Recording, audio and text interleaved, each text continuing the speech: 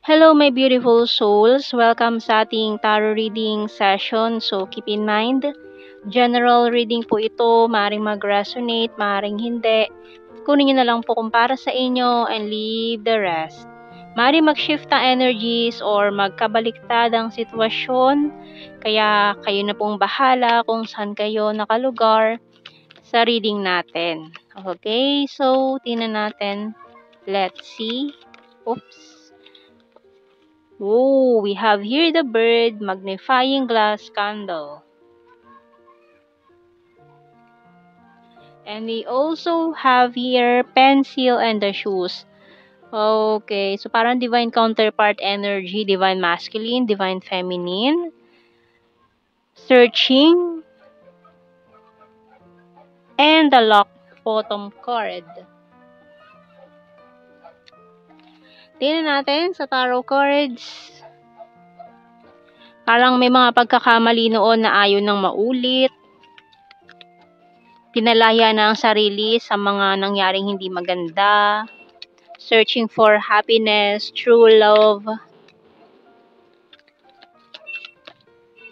Two of Wands. So parang may naghihintay dito from a distance, naghihintay sa isang far away person nasa malayong lugar. Meron tayong Emperor, Aries energy. So may iniisip pa din. May bumabagabag pa rin sa isip na isang tao na parang wala na kayong communication, matagal na kayong hindi nag-uusap. Maring ikaw or siya nag-iisip. Maring iniisip mo siya, maring parehas kayo, iniisip nyo ang isa't isa ngayon. We have here 5 of Cups. So this person is parang crying.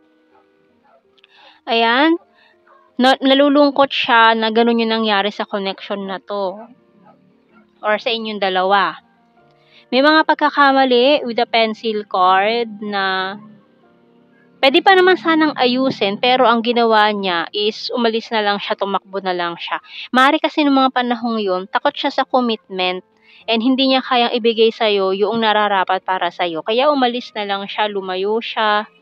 Kaya nagkaroon kayo ng long distance situation. We have here 10 of Swords, Queen of Pentacles. So, for some of you, parang feeling mo, pinagtaksilan ka niya eh. No, para kasing may naging karelasyon siya bigla noong umiwas siya. Nalaman mo pa sa iba. Page of Wands, the Hierophant. Kasi parang marami din kayong differences. Maring sa culture, religion, mga ganyang bagay.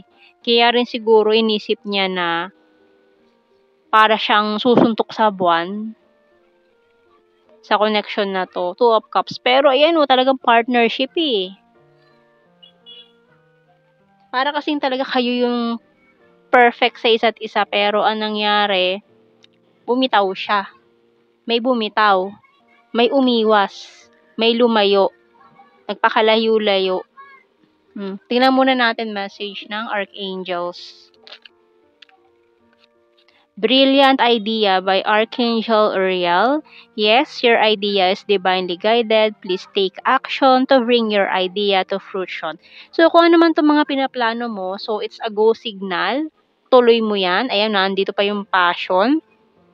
Kung tungkol ito sa iyong passion in life, ayan, it's a go signal na ituloy mo to. Ayan, by Archangel Haniel, trust and follow your renewed passion in your love life. Love life, ano ba yun? And career. Ayan, maaaring passion sa past life or passion mo dito, passion na nararamdaman mo for this person or a passion na parang both parties, parang both, no? Passion in your love life and career yan. Parang bumabalik.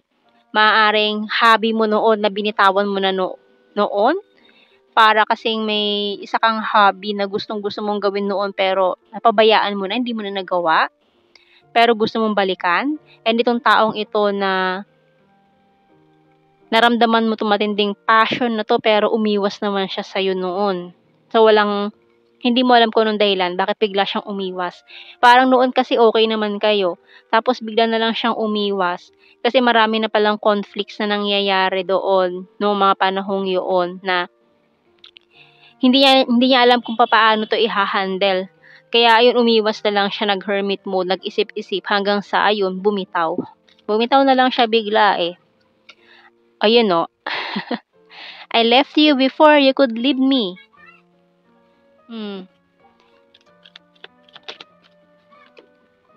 I wish I had treated you better. We will be together again. You and I were too young. Not available. Ayun na nga, para nagkaroon nga siya ng other person. I love you unconditionally. I'm becoming a better person and I left when I saw you with someone. Oh. Bottom card, we need to let each other go. So, tingnan natin sa ating tarot messages, oracle cards. You're my strength, feeling betrayed. So, ayun na nga, nagkaroon nga ng third party scenario dito. Kaya may biglang umiwas din eh. I want to marry you someday. I regret rejecting you. Powerful and disciplined, tired and need rest. You excite me and this is not over yet.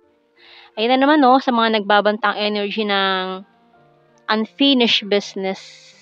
Patiently waiting. So, tingnan natin sa initials, mga unfinished business na naman. May F, X, D. Letter P, M, I. PMI. Letter W.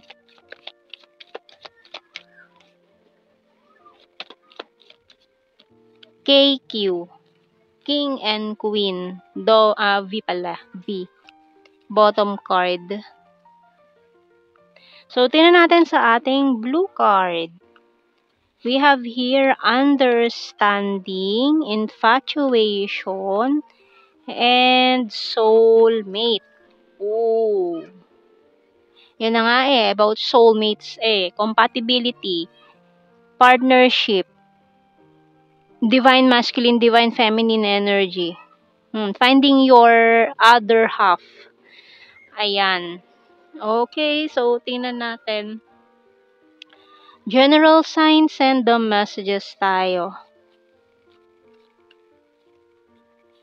We have here weird, popular, coins is earth sign, Taurus, Virgo, Capricorn, trustworthy, number 8, Taurus, national, capital region, quiet person, South PH, neighbor, flower farm, overthinker, Gemini, logical, fantastic friend, green-minded, talented and hilarious. We have here confusing, sarcastic, number 1, animal lovers, divine feminine, November.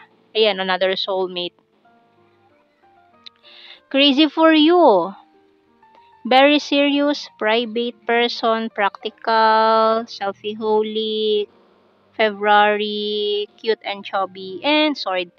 Air sign, Gemini, Libra, Aquarius. So, yun po ang ating reading, my beautiful souls.